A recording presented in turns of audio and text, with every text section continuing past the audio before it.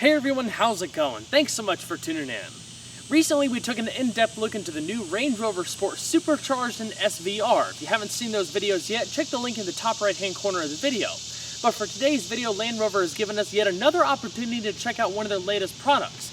This is the Range Rover HSE, the full-size brethren to the Range Rover Sport. It's also equipped with the Supercharged 3-liter V6, so this is the first time we've actually been able to get behind the wheel of the V6. The other two have obviously been the Supercharged V8s. As always guys, this is going to be a detailed, in-depth review of the Range Rover. We'll start it up, show the engine, get an exhaust clip, go over the performance data, take it on a thorough road test, and show you many of the unique aspects of both the interior as well as exterior. And so, without further ado, let's go and hop on in, start it up, let it run. In addition to a standard smart key entry system, the HSE features soft closing doors. Our tester is finished in Fuji white. Contrasting black or silver roof lines can be added depending on your main color choice. The Cirrus Oxford leather seats and ebony Cirrus interior theme is just one of many color combinations available alongside the optional ebony headliner. This one also features the standard figured Macassar wood finishers, one of 3 options, in addition to plenty of aluminum bits throughout.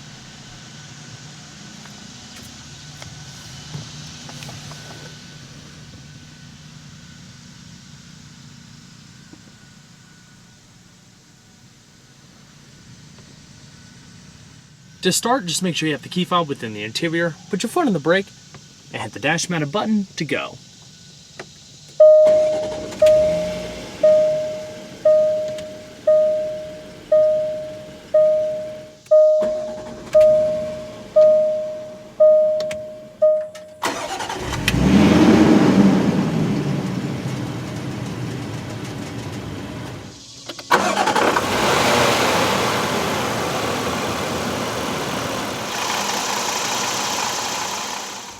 The latest generation Range Rover features electrically assisted, speed-sensitive variable ratio rack and pinion steering in place of the previous hydraulic system. The lighter, more direct steering behavior is largely thanks to a faster steering ratio and a big drop in vehicle weight compared to its predecessor. Compared to the Sport, the Range Rover is much more relaxed and comfortable in the way it hits the road. That's what was so cool about the Sports I've tested prior. They truly live up to their namesake. The Sport is far more fun to drive, it's more agile and communicative, but the Range Rover does a better job of being comfortable, isolating you from the environment, keeping things whisper quiet and very smooth. Their unique distinctions create 2 different vehicles and 2 different missions for 2 different types of clientele. The electric steering also contributes to improved fuel economy and reduced CO2 emissions by reducing the load on the engine. Gradual increases in steering effort with higher speeds increases precision. Like the Sport, the Range Rover also uses a 4-spoke leather-wrapped steering wheel, only this one is a little bit less sporty in a way and is slightly larger. It carries the same multifunction controls and satin bright work, but looks a little bit more mature and traditional. Delivering power to all 4 wheels through a permanent 4-wheel drive system is ZF's excellent 8HP70 8-speed automatic transmission.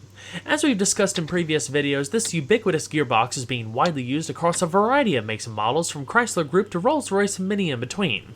You select gears in this application through a knurled aluminum rotary dial in the center console. It's pretty self-explanatory, also seen in various Jaguar products. This is another difference between the Sport, which uses the sportier electronic shifter from the F-Type. You're able to shift manually via a set of steering wheel panels, which are even illuminated at night. Out of all the automatics I've driven, ZF's 8-speed is by far one of the most impressive that wasn't a dual-clutch setup. The Range Rover is said to have its own tuning, but it generally behaves similar to other applications. Shifts are so seamless thanks to the closely spaced ratios and take just 200 milliseconds. You'll hardly even notice them in normal driving. It also feels adaptive, as if the shifts occur quicker and quicker the harder you accelerate. Put the transmission into sport mode, the gears are held a little bit longer and everything becomes a little bit more responsive. When downshifting, subtle throttle blips add to the excitement and keep the engine in its sweet spot for faster response. With its taller overdrive gears, it's also more fuel efficient than previous 6-speeds. Our tester is equipped with the optional Vision Assist package, which is around an $1,800 option. In addition to adaptive xenon headlamps, front fog lamps, blind spot monitoring, auto-dimming side view mirrors, and more, you'll also have a 360-degree surround view camera system, which makes piloting a large vehicle a whole lot easier. So let's go and flip on the automatic bifunction HID headlamps, front and rear LED fog lamps, and the hazards. All 4 windows are fully automatic and feature sound-insulated glass. Now let's go ahead and check out the exterior. Since 1970, the Range Rover was developed to be one of the most versatile vehicles you could buy, a premium SUV that was just as good on-road as it was off-road. The Range Rover is now in its 4th generation, which was introduced for 2013. Over the past few years, there's been a number of changes to broaden the appeal even further, including new, more efficient engine options, new trim levels, and even a new long wheelbase version. The Range Rover starts out at $83,495, and after adding the HSE package and a few other options, our tester comes in at $96,736, including destination.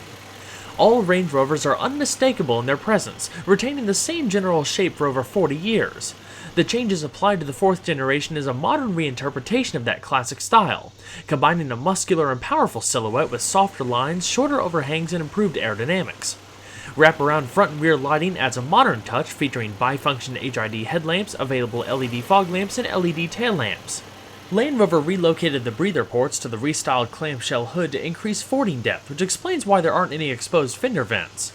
Air is drawn in between the inner and outer hood panels at the sides of the vehicle before flowing down into the intake system in the sides of the engine compartment. In their place, you'll find unique vent graphics on the front doors with satin silver lower trim that extends down the body and into the rear bumper. Near flush glazing of the A-pillars, side glass, and gloss black pillars highlight the signature floating roof. Separation edges in the tail lamps and D-pillars, along with optimized shaping of the door mirrors and rear spoiler, helps the Range Rover slip through the wind more efficiently, now achieving a coefficient of drag between 0.34 and 0.36 depending on the market.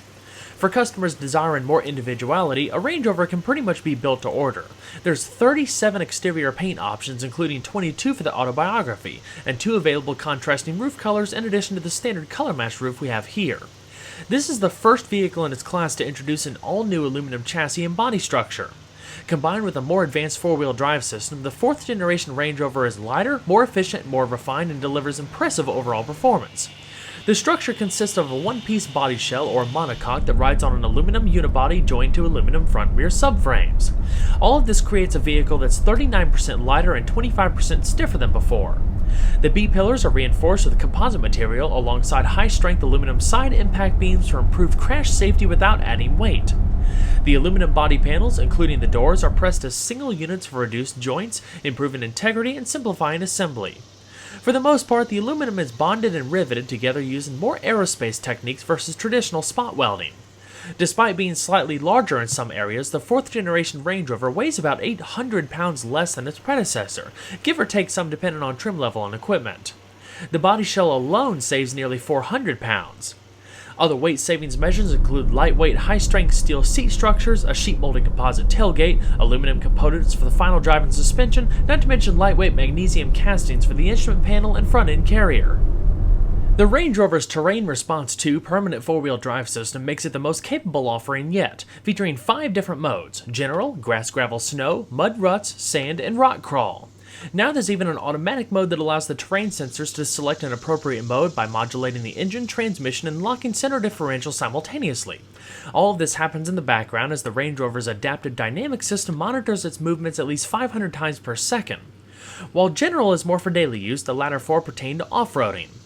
The transfer case offers both high and low range using a 2-speed fully synchronized system that allows the driver to switch between the modes at speeds up to 37 miles an hour. Torque is split 50-50 between the front and rear wheels by default, with the center differential being able to disperse as much as 100% of the available torque to the front or rear. The high range features a direct drive ratio of 1:1, while the low range ratio is 2.93:1, yielding the low crawl speed for off-roading and towing heavy trailers.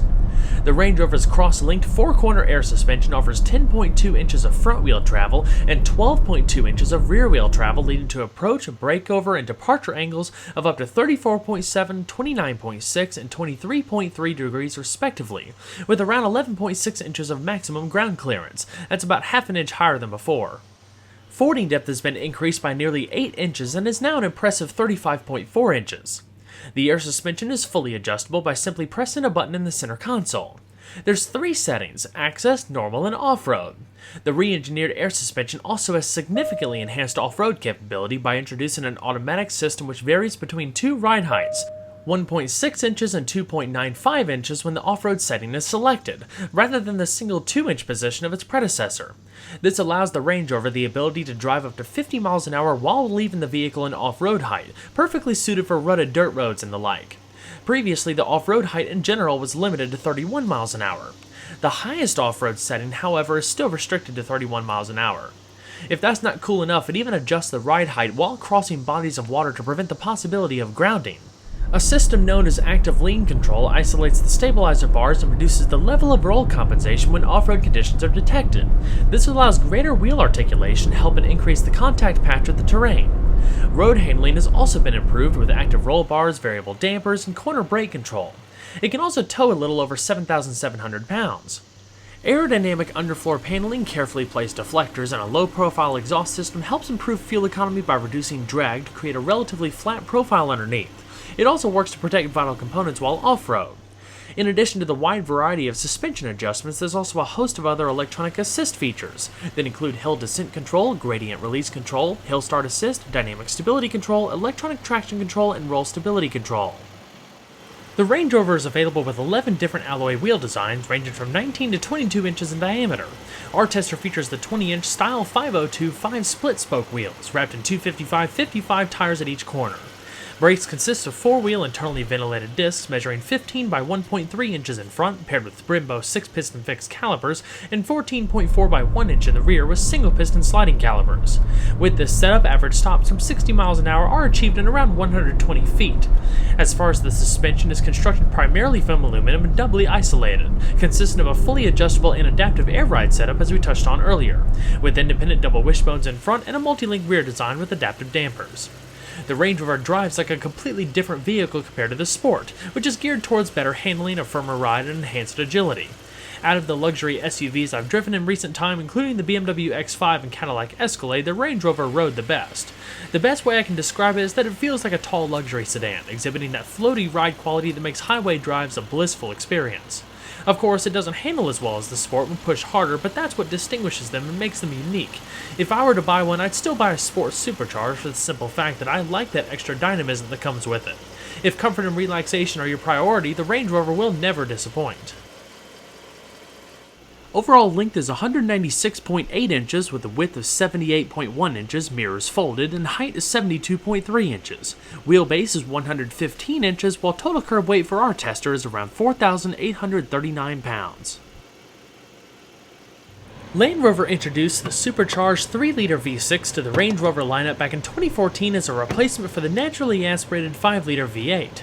It was down by 35 horsepower and 43 pound-feet of torque compared to the V8, but returned 10% better fuel economy. For the 2015 model year, the V6 still makes up the standard power plant in the HSE, developing 340 horsepower and 332 pound-feet of torque. All of the supercharged V8s I've driven lately from Jaguar and Land Rover have been fantastic, very dynamic and raw sounding. The V6 is a little bit quieter, more mellow in this application compared to the F-Type S I just tested. It doesn't have quite the aggressive growl, but still delivers great performance and fuel economy in the Range Rover. However, the 2016 HSE benefits from more power to the tune of 380 at 6,500 RPM and 339 pound-feet of torque between 3,500 and 5,000 RPM, basically the same tune as the F-Type S. The V6 features dual overhead cams, 4 valves per cylinder, direct fuel injection, dual independent variable valve timing, and a compression ratio of 10.5 to 1. The Roots-type twin vortex supercharger is nestled between the cylinder banks and delivers up to 27.6 psi of boost in the 380 horsepower variant or 25.4 psi of boost in the 340 horsepower variant, the latter of which can now only be had in the entry Range Rover for 2016. Another new option for 2016 is a 3-liter turbo diesel V6 that develops 254 horsepower and 443 pound-feet of torque at 1,750 RPM. That engine can be had in either the entry model or the HSE, can hit 60 miles an hour in 7.4 seconds, and deliver an average fuel economy of around 25 miles to a gallon, making for an intriguing choice if you're looking for better performance while towing without sacrificing fuel economy. Of course, the V8 is just another animal, and I've covered it in great detail during my reviews of the Range Rover Sport and Sport SVR. Those links can be found via the link in the upper right-hand corner of the video. As far as fuel economy, the Range Rover is fitted with a 23.5-gallon tank and requires premium fuel. A standard auto start-stop feature is said to increase economy by around 5%. With this in mind, EPA estimates range between 17 miles to a gallon in the city and 23 on the highway, averaging around 19 miles to a gallon. After getting to experience the Sport on 2 different occasions, this was a wonderful and welcomed opportunity to finally get some extended seat time in Land Rover's flagship. As expected in any top-end model, the Range Rover takes luxury and passenger comfort to a whole new level of quality, much improved with the latest generation thanks to a cleaner, simpler, and more elegant design. I've said it before, but these interiors are some of the nicest you'll find in this class. Very elegant, sorta old school in a way, and decidedly British. It offers so much in terms of premium features, appointments, and customizability that it would take forever to try to list them all here. Everywhere you touch, you're greeted by the softest leathers and padded material alongside genuine metals and woods. Compared to the Sport, overall styling and ergonomics are quite similar, yet subtly different, more traditional and less sporty. For example, the alternate steering wheel, a lower, less angled center console, and more upright, less bolstered seating. The dash also incorporates more wood and polished trim, while the front doors gain exclusive storage cabinets across the midsections and, of course, more wood. The Range Rover's front seats coddle you like a high-end luxury sedan. They're still firm but less firm than the Sport, offering more long-term comfort and excellent support. The HSE features 16-way power adjustment, including 4-way power lumbar and adjustable side bolsters. 20-way adjustable seats are available on higher trim levels along with massage features. The perforated leather also provides proper ventilation for the heating and cooling features. The headrests and seatbelts are adjustable. You have aluminum door sill entry guards and logoed all-weather floor mats. The steering wheel is power tilting telescoping and is heated in our tester. The two-tone color scheme is an option. The driving position really is awesome. I mean, it's a big vehicle, much bigger feeling than the Sport. Very commanding going down the road. The black headliner is optional and you have a standard glass roof. The glass roof can be had two different ways, either the sliding sunroof option we have here or a fixed one-piece glass roof. With the full-size Range Rover, you also get a split glove box on the passenger side with a unique upper portion in addition to the lower portion, offering even more storage space.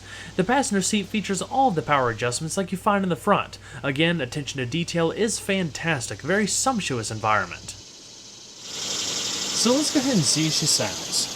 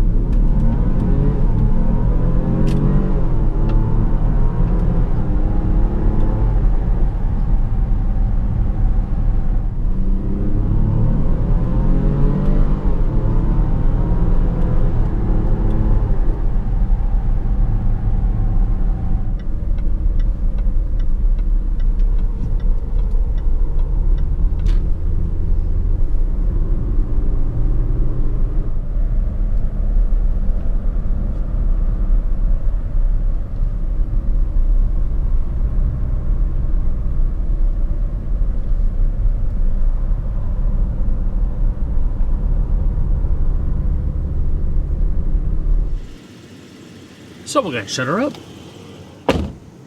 Nice soft closing doors. So we've talked a lot about available audio systems in my previous Range Rover videos, but this one's equipped with the 825 watt Meridian system, a fantastic sound and setup, but there are more powerful ones available. Routed through an 8-inch touchscreen infotainment system with touch-sensitive controls to either side, standard Bluetooth, satellite radio, iPod integration, navigation, adjustable ambient lighting, and so much more.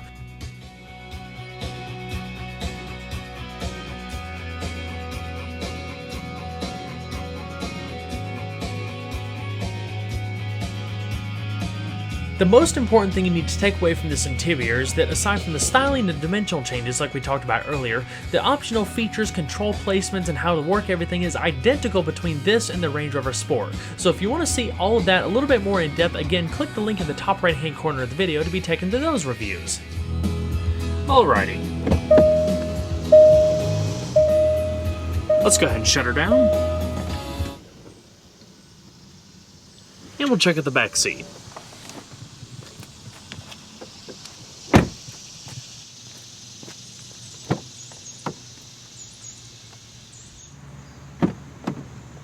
Right now I have the Range Rover set at its normal height setting, and honestly climbing into the back seat really isn't too hard. There's a little bit of a step up height, but to make that easier, obviously you just lower it into the access height like we talked about earlier. Obviously, like you've seen with my previous Range Rover Sport videos, the interior environment is absolutely fantastic, especially with this Oxford leather. It's beautiful quality. You have the perforations across the middle, double accent stitching, and the seats just have a nice overall design to them. They're also pretty comfortable. I mean, they're definitely on the firmer side. There's not a whole lot of lateral support, but they're very supportive. I'm 5'10" with a comfortable seating position for myself up front. I easily have, I'd say 4.5, 5 inches of leg space roughly, and maybe 2.5 inches of headspace right here. Obviously a whole lot more with the panoramic glass roof. You can sit a third person right here. There's not a big drivetrain hump.